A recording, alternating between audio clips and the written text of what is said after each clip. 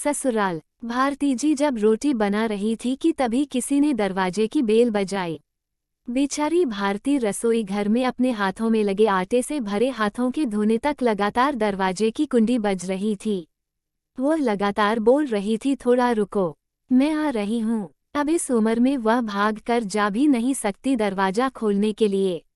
जैसे ही उसने दरवाजा खोला और सामने देखा तो उसकी बेटी अदिति दरवाजे के बाहर खड़ी थी। तब उसे आश्चर्य हुआ कि कुछ बताया भी नहीं, मैंने भी नहीं बुलाया, तो अदिति अचानक कैसे आ गई। अपनी बेटी को देखकर भारती बोली, आने से पहले बताना तो चाहिए था। अकेले ही आई हो क्या? जमाई जी और बच्चे कहाँ हैं? भारती ने एक साथ कई सारे सवाल किए। तभी अदिति बोली, माँ, क्या कोई अपनी प्यारी इकलौती बेटी का ऐसे स्वागत करता है? मुझे लगा कि तुम मुझे अचानक देखकर बहुत खुश होगी और सबसे पहले मुझे गले लगा लोगी, पर यहाँ तो उल्टा ही हो रहा है। शायद तुम दुनिया की पहली माँ होगी जो बेटी को ससुराल से अपने घर आते देख खुश होने के बजाय चिंता में पड़ गई। क्या मैं अकेली इस घर नहीं आ सकती? क्या हमेशा दामाद और बच्चों के साथ ही आना जरूरी है? बोलकर आदिति घर में प्रवेश कर गई और अपना सामान रखकर बोली, भाभी कहाँ पर है? भाभी जल्दी चाय नाश्ता लेकर आओ, आपकी ननंद आई है। बहू घर पर नहीं है, अपने मायके गई है। माँ ने कहा, अच्छा इसलिए तुम घर संभाल रही हो और खाना बना रही हो? माँ, तुम्हारी बहू के तो बड़े ठाठ है, बहू मौज से घूम रही है और सास घर संभाल रही है। देखो ना, आपने बहू के आने से पहले ही खाना बनाकर रखा है। उसे घर आकर कुछ भी काम करने की जरूरत ही नहीं पड़ेगी। बड़े नसीब लेकर आई है आपकी बहू। और एक मैं हूँ जिसे उसकी सास कभी एक गिलास पानी भी नहीं पूछती। अदिति ने ताना मारते हुए कहा, बेटा, प्यार और इज्जत ऐसी चीज है जो हम पहले किसी को देते हैं, फिर उससे अपेक्षा रखते हैं कि वह भी हमें वापस दे। माँ ने उसे समझाते हुए कहा। माँ ने आगे कहा, हर एक लड़की को अपने ससुराल में जगह बनानी पड़ती है। वहाँ कुछ भी आसानी से नहीं मिलता। तुम अपनी सास से एक गिलास पानी की अपेक्षा करती हो, तुम तो उनकी बहू हो। तुम बहू हो, फिर भी तुमने कभी उन्हें एक गिलास पानी दिया है क्या? तुम शादी के बाद ससुराल में रही ही कितने दिन? जब तुम्हारे मन को लगा तब अपनी बैग भरी और सीधा मायके आ जाती हो। मायका और ससुराल एक ही शहर में है, इसका मतलब ऐसा नहीं होता है कि तुम जब चाहो तब मायके आ जाओ और चाहो उतने दिन रहकर वापस ससुराल चली जाओ। मायके में भी बेटी को मान सम्मान तभी मिलता है जब बेटी ससुराल का मान सम्मान रखकर मायके में कुछ दिनों के लिए आती है, तभी उसे मान सम्मान मिलता है। ऐसा हर रोज बिन बुलाए कोई कारण ना होते हुए भी कोई बेटी मायके आती होगी तो उसको साधारण पूछताछ भी कोई करता नहीं, और तुम मेरी बहू को बोलती हो ना। तुम तो मेरी बहू की बराबरी ही मत करो। वो कभी भी बुलाए बिना अपने मायके नहीं जाती है, और गई भी तो वहाँ की कोई भी बात में वह कुछ नहीं बोलती। वो जब घर में रहती है तब वो मुझे घर में के कोई भी काम को हाथ लगाने नहीं देती। अब मेरी इच्छा से घर के काम कर रही हूँ, वो मुझे काम करने को नहीं कह गई।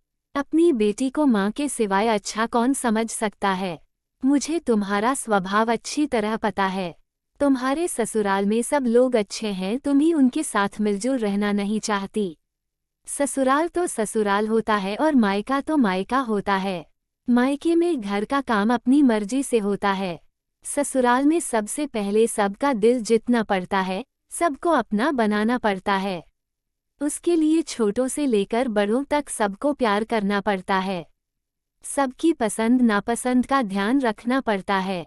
सबसे प्यार से बोलकर सबको उनके घर के कामों में मदद करनी पड़ती है, तभी सब लोग घर में आई नई बहू को स्वीकार करते हैं, उसे अपना मानते। तुम जिम्मेदारी लेने के लिए तैयार ही नहीं हो, इसलिए रोज रोज मायके चली आती हो।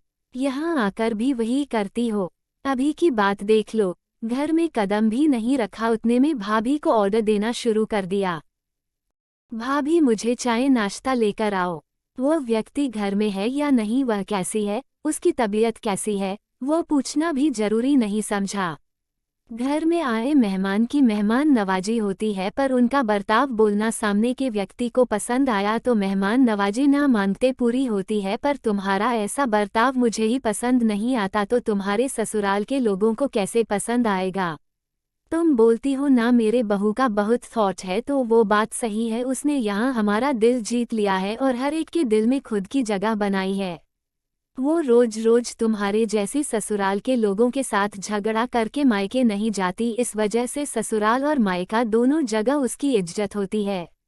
जब तक उसे अपने मायके से बुलावा नहीं आता तब तक वह जाती नहीं। आज माँ ने ही अपनी बेटी को उसके बर्ताव के दोष दिखाए, क्योंकि उसे लगता था कि अपनी बेटी को अभी नहीं समझाया तो वह उसे कभी नहीं समझेगी। तब तक बहू भी घर आ गई। उसने अदिति को देखते ही वह बोली, अरे दीदी आपका भाई, मुझे फ़ोन किया होता तो मैं जल्दी घर आ गई होती ना। इस पर आदिति बोली, नहीं नहीं भाभी, मैं वापस जा रही हूँ। अभी ही मेरी सास का फ़ोन आया था, उनके सीने में दर्द हो रहा है, मुझे वापस जाना है, आऊंगी वापस कभी यहाँ। बोलकर आदिति अपना सामान लेकर चली गई। तभी उसकी भाभी ने उसे रोकने का प्रयास किया, पर उसकी सास ने ही अपनी बेटी को रोकने के लिए मना किया और अपनी बहू को बोली, बहू जाने दो, उसे पहले अपना घर संभालने दो, उसके बाद उसे मायके में आने दो। तुम भी किसी के नहीं बुलाने पर तुम्हारी मायके जाती हो क्या? तभी बहू भी समझ गई कि सास ने उनकी बेटी को जीवन का पाठ पढ़ाया। काफी महीने हो गए अदिति का फोन नहीं आया था। वो खुद भी मायके नहीं आई, इसलिए उसकी माँ ने उसे फोन किया। शुरुआत में किसी ने भी फोन उठाया नहीं, फिर थोड़ी देर बाद फोन किया तो फोन उठाया, लेकिन आदिति ने नहीं, उसकी सास ने उठाया।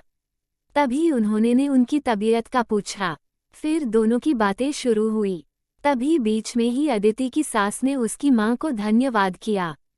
तब अचानक उनके ऐसे बोलने पर उनको कुछ समझ नहीं आया, इसलिए भारती जी ने वापस पूछा, आप और किसी के बात कर रही हो क्या?